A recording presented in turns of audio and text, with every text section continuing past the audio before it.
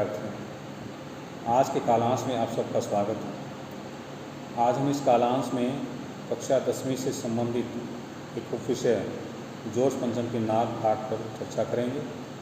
इस पाठ के जो लेखक हैं वो कमलेश्वर जी हैं और इस पाठ में उन्होंने इंग्लैंड की महारानी एलिजाबेथ द्वितीय में के भारत में आने के बाद क्या क्या परिवर्तन होता है, क्या क्या बदलाव होता है, क्या सकारात्मक और नकारात्मक बदलाव आते हैं, ये बताने की कोशिश की है। तो चलिए शुरू करते हैं आज का उपविषय जोश पंचम की नाग। यह बात उस समय की है जब इंग्लैंड की रानी एलिजाबेथ द्वितीय में अपने पति के साथ हिंदुस्तान पधारने वाली थी। अखबारों में उनके आने की चर्चाएं हो रही थी। रोज़ लंदन के अखबारों से खबरें आ रही थी कि शाही दौरे के लिए कैसी कैसी तैयारियां हो रही हैं। रानी एलिजाबेथ द्वितीय का जो दर्जी था वो इस बात से परेशान था, इन खबरों से परेशान था। वो परेशान इसलिए था कि हिंदुस्तान और पाकिस्तान और नेपाल के दौरे पर महारानी क्या पहनने वाली है, वो ये सोचकर परेशान था। अर्थात उसको नहीं पता था कि रानी को किस प्रकार के कपड़े पसंद हैं, रेशमी कपड़े पहनने पसंद हैं या फिर साधारण कपड़े पहनने पसंद हैं, वो उसको नहीं पता था। दूसरी बात ये कि वो उनके यानी कि कपड़ों के जो नाप वगैरह होता है वो उसको नहीं पता था। तो इस चीज़ को लेकर वो परेशान था। उनका सेक्रेटरी अर्थात रानी एलिजाबेथ द्वितीय का जो सेक्रेटरी था उसका दौरा पहले होने वाला था। अर्थात यहाँ से संबंधित जो जानकारी थी, यहाँ की जो तैयारियाँ थी, उनके बारे में रानी एलिजाबेथ द्वितीय को जानकारी देने के लिए वहाँ के जो सेक्रेटरी थे या फिर जासूस थे वो पहले ही दौरा करने वाले थे। कोई मजाक तो था नहीं। ज़माना चूँकि नया था, फौज फाटे के साथ निकलने के दिन अब बीत चुके थे, इसलिए फ़ोटोग्राफरों की फ़ौज तैयार हो रही थी। यानी एक ज़माना था जब राजे महाराजे जब एक यात्राएं करते थे तो उनके साथ सेनाएं आगे बढ़ती थी, सेनाएं निकलती थी। लेकिन अब ज़माना ये है कि सेनाओं के बजाय अब जो फ़ोटोग्राफ़र हैं वो उन राजाओं महाराजाओं महारानियों के साथ साथ चलते हैं ताकि वो उनको वहाँ की जो जानकारी है उससे रूबरू करा सके, बता सके। इंग्लैंड के अखबारों की खबरें इंग्लैंड के अखबारों की जो कतरने हैं वो हिंदुस्तानी अखबारों में दूसरे दिन चिपकी नज़र आती थी। कतरने का मतलब टुकड़े, कि रानी ने एक ऐसा हल्के नीले रंग का सूट बनवाया है जिसका रेशमी कपड़ा हिंदुस्तान से मंगाया है, कि कीमत करीब 400 पाउंड खर्चा उस पर आया है। यानी यहाँ ये बताने की कोशिश की है कि हिंदुस्तानी अखबारों में जो खबरें छपती थी वो कैसी होती थी कि इंग्लैंड की महारानी ने एक ऐसा सूट मंगवाया है जिसका रंग जो है वो हल्का नीला है और वो एक रेशमी कपड़ा है जिस पर करीबन 400 पाउंड रुपये खर्चा आया है। इसके साथ साथ और किस तरह की खबरें अखबारों में छपी थी? रानी एलिजाबेथ द्वितीय की जन्मपत्री भी छपी, उनके बेटे प्रिंस फिलिप के जो कारनामे थे वो भी अखबारों में छपे। इसके अलावा उनके जो नौकर थे, बावर्ची थे, अंगरक्षक थे, खानसामे थे, जो भी उनसे संबंधित व्यक्ति जुड़ा था उन सब की बारे में पूरी सूचनाएं वहाँ पर अखबार में छपी हुई थी। उनकी जीवनियाँ तक देखने में आई थी। शाही महल में रहने वाले और वहाँ तक की जो कुत्ते हैं उनकी तस्वीरें भी अखबारों में देखी गई। ये बात साबित करती है कि कहीं ना कहीं हम विदेशी लोगों को आवश्यकता से अधिक महत्व देते हैं, विदेशी लोगों को अधिक तवज्जो देते हैं ताकि उनकी नज़रों में हमारी जो छवि अच्छी बने। बेशक हमें इसके लिए कितना ही अपने आप को नीचे गिराना पड़े तो हम गिरने के लिए तैयार हैं। अब ये महारानी वही महारानी है, ये उसी देश की महारानी है जिस देश ने हमारे देश को करीबन 200 सालों तक गुलाम बनाए रखा।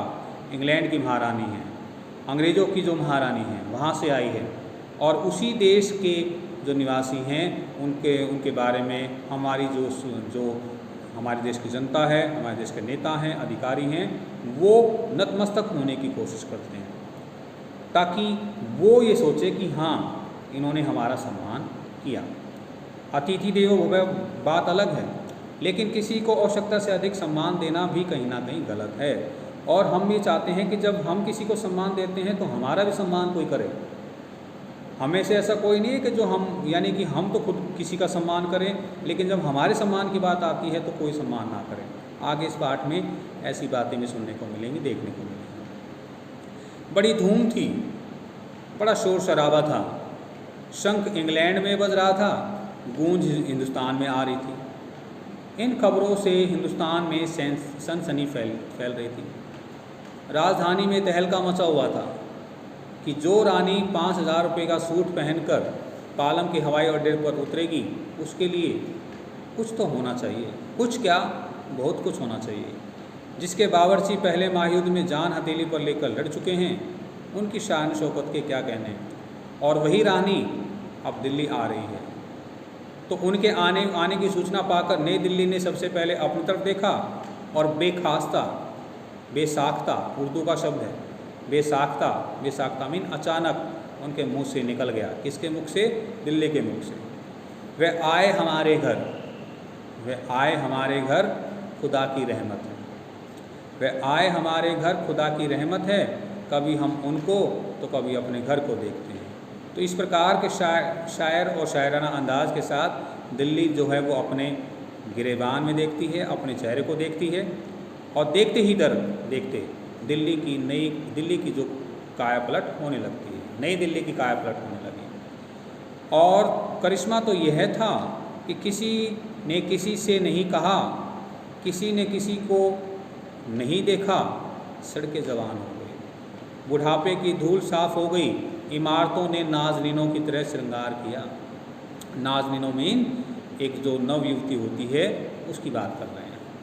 यानी सबसे बड़ी बात तो ये थी कि ना किसी ने किसी से कहा, ना ही किसी ने किसी को देखा, लेकिन यहाँ की जो सड़कें हैं उन पर मरम्मत का काम शुरू हो गया, उन सड़कों को नया बनाया गया, और उन पर जो धूल गंदगी या जो वहाँ पर गंदगी फैली हुई थी, अड़ंगा फैला हुआ था, कूड़ा करकट वहाँ पर था, उसको साफ़ किया गया।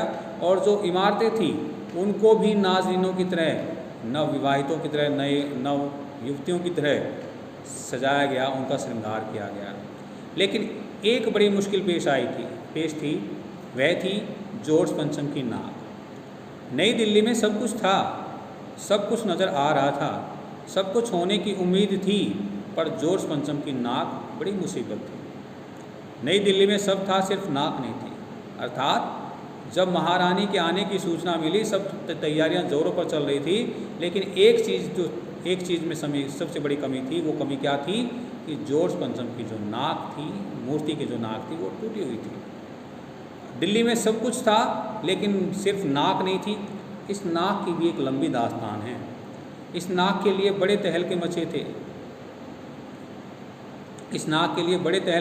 किसी वक्त आंदोलन हुए थे, राजनीतिक पार्टियों ने प्रस्ताव पास किए थे, चंदा जमा किया गया था, कुछ नेताओं ने भाषण भी दिए, गर्मा गर्म बहसें भी हुई थी, अखबारों के पन्ने रंग गए थे।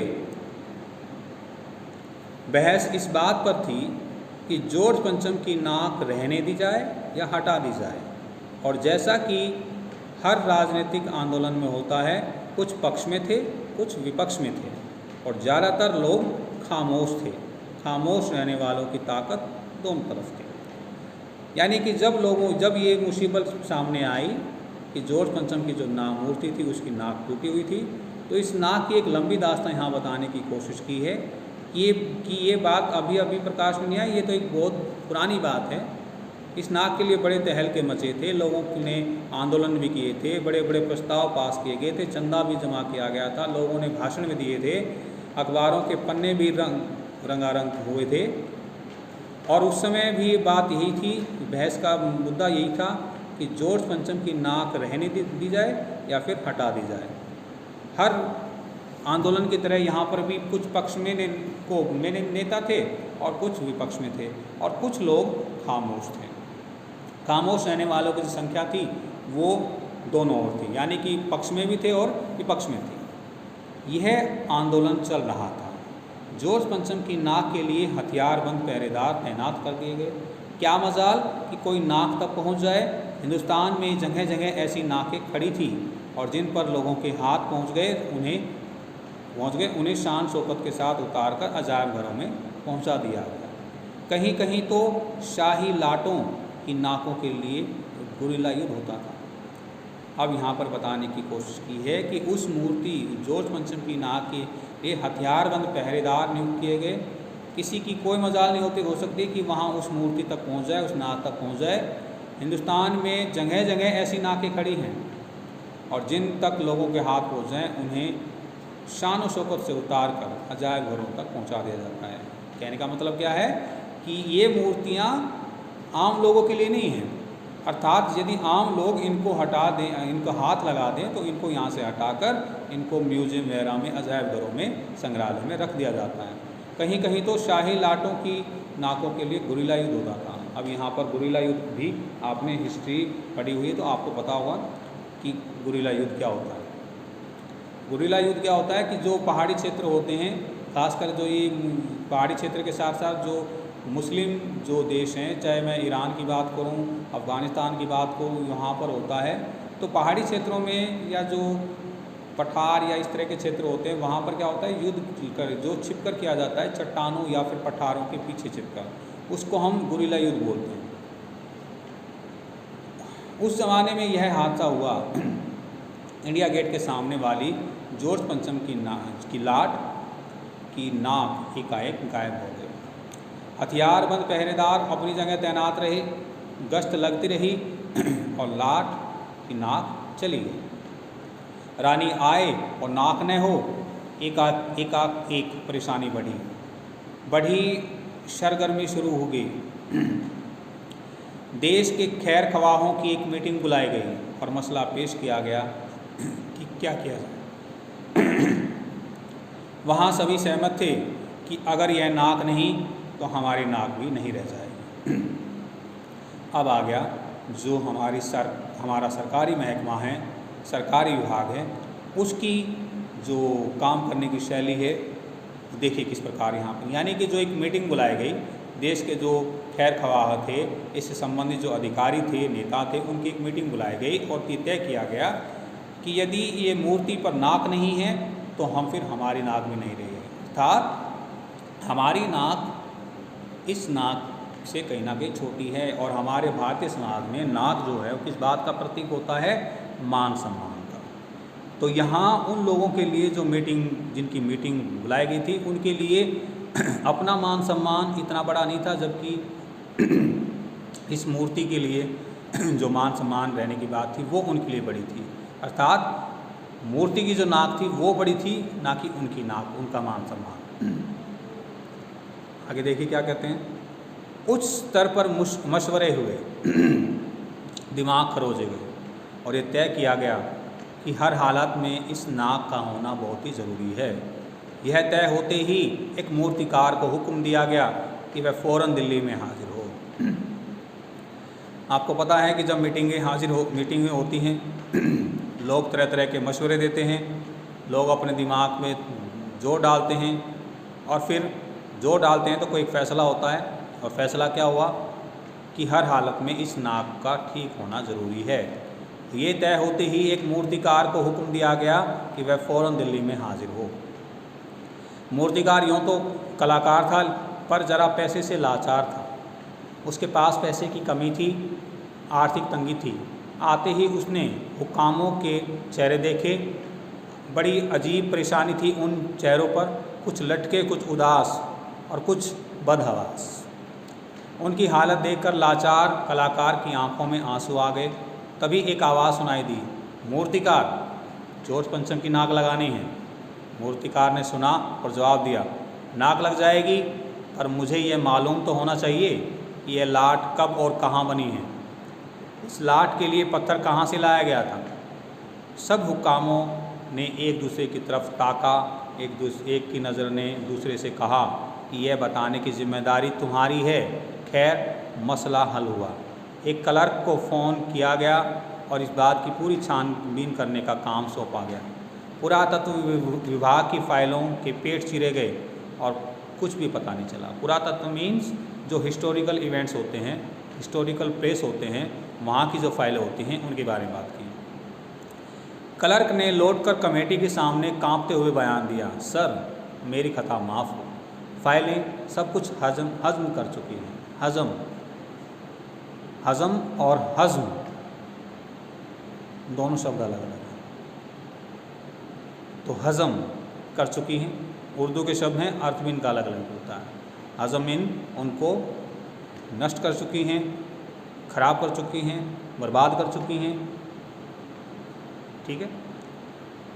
तो यहाँ तक हमने देखा कि जो पाठ में हमने शुरुआत में बात की थी कि भारतीय लोग विदेशियों के सामने आवश्यकता से अधिक नतमस्तक हो गए, तो कहीं ना कहीं उन्होंने देखा कि जब इंग्लैंड की महारानी जहाँ पर आने वाली है और उन महारानी के सामने यदि जॉर्ज पंचम की जो लाट है उसकी नाक टूटी हुई दिख गई, उनको पता चल गया कि इस मूर्ति की लाट की नाक टूटी हुई है, तो फिर वो हमारे बारे में क्या सोचेगी, हमारे देश का जो प्रभाव उस पर कैसा प्रभाव पड़ेगा। ये बात सोचकर उन्होंने उस मूर्ति को लगाने का तुरंत कार्रवाई उस पर की।